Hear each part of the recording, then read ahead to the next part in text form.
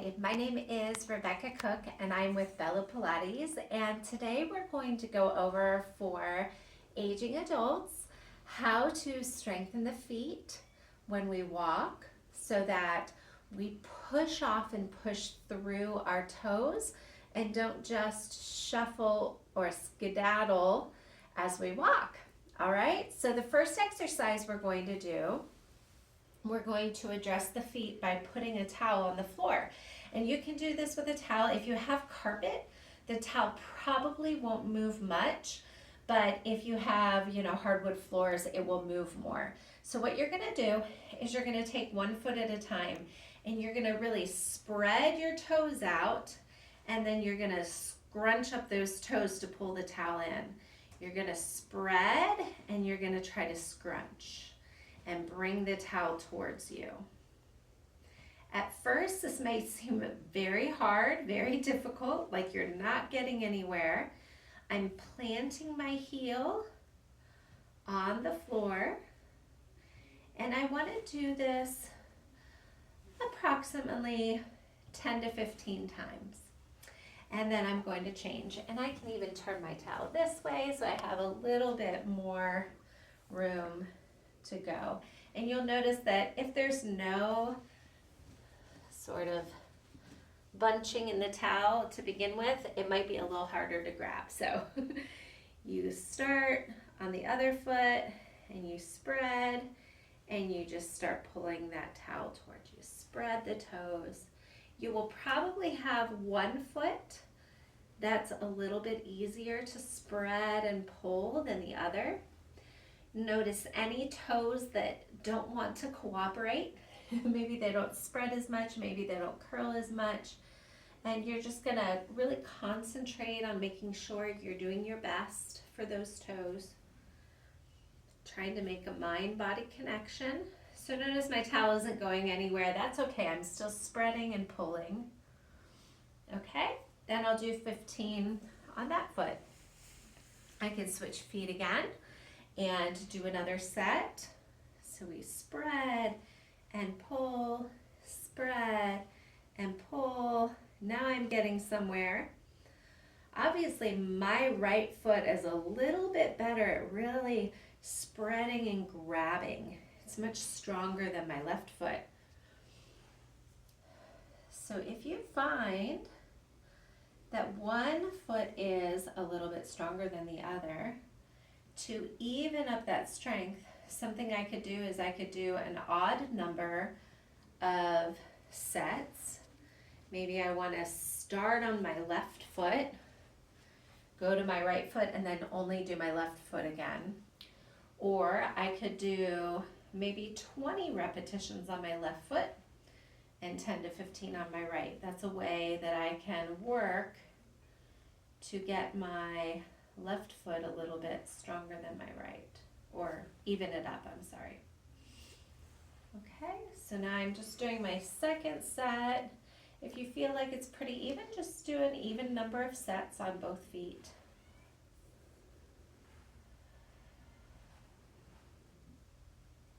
Takes a lot of concentration, I know.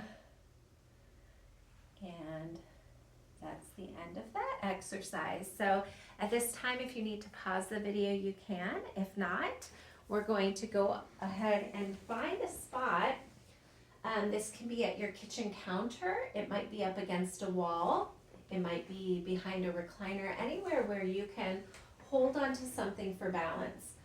I'm going to make my legs about 6 bones width apart, and I'm going to make sure that my feet are in parallel, so I'm facing forward.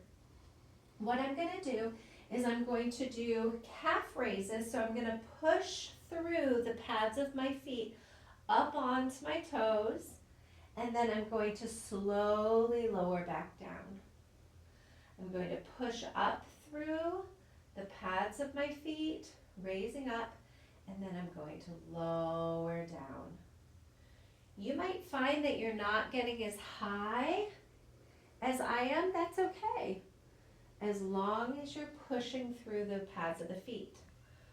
Now sometimes I have to concentrate. Is my body weight even or am I leaning to one side? I want to be even on both my right and left side. I also want evenness between the pad behind my big toe and the pad behind my pinky toe so that I'm not rolling out my feet or turning in too much. I want to be even on both sides of my feet. Notice how slow I'm going. And this is just so we can really concentrate on utilizing those muscles that are going to help us with pushing through when we walk. Okay?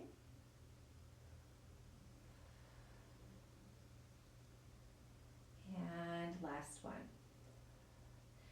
So you can try to do several sets, 2 to 3 sets of 12 to 15 reps.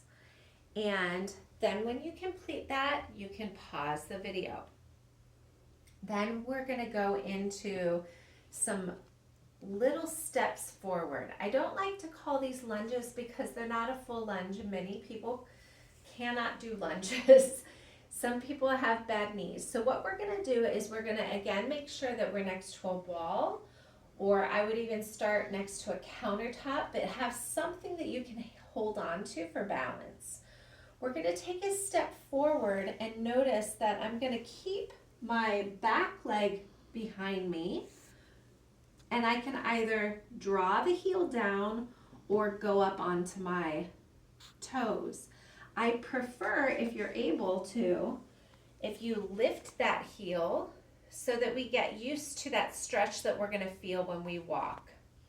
You're going to lean forward until this knee, this front knee, goes to the toes but not beyond.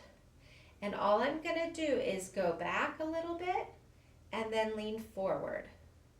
Go back a little bit and lean forward. And what we're doing is we are strengthening the quad muscles without doing a full squat. We're going here and there. Now let me teach you a little trick. This seems really easy.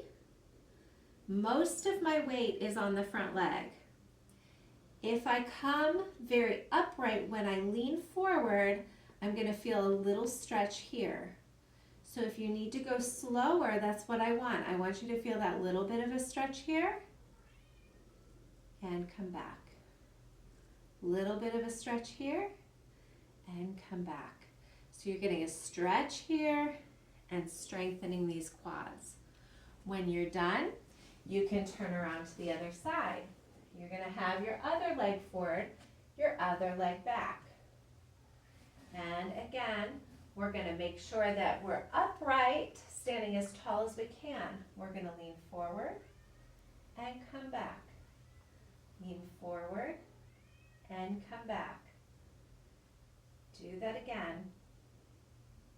Now, something else you want to be paying attention to is that your hips don't swivel to one side or swivel to the other side. We want our hip bones to be facing straight ahead. Forward and back. Forward and back. Forward and back. Last one and back. And we're going to step in. Just remember that those steps forward, if all you can step forward is here, that's just fine. We don't have to be in this really big, wide stance because a lot of us can't get into that position as we get older, as we age, okay? The very last exercise we're going to do is I'm going to have you sit in a chair. This can be on a couch. It can be in just a dining room chair, maybe a kitchen chair. And what you're going to do is you're going to pull your feet under you. You're going to be sitting right on the edge. And this is going to feel strange because you're not going to be moving much. What I want you to do is I want you to press through the feet as if you're about to lift upward off the seat. I have a nice tall posture and I'm pulling my core muscles inward and then I'm going to release down. And release. Notice I'm not even leaving my chair. You'll feel this in your glutes, a tiny bit in your hamstrings, and you'll feel your quads activate. You don't need to do very many of these to feel it.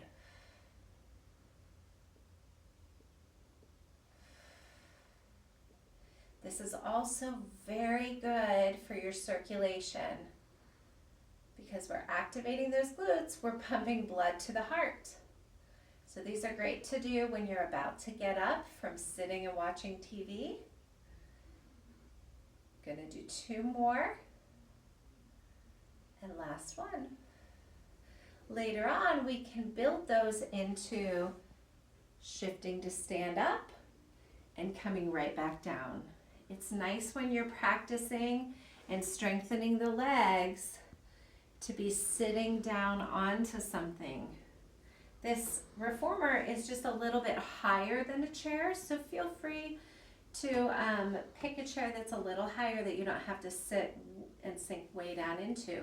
But we're just starting with those presses through the feet. We're not standing up yet. I hope that helps you in your journey towards walking with more of a heel ball toe when we walk. And until next time, this is Rebecca Cook with Bella Pilates.